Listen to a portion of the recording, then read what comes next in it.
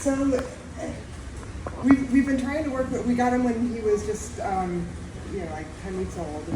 We've been trying to train him ourselves.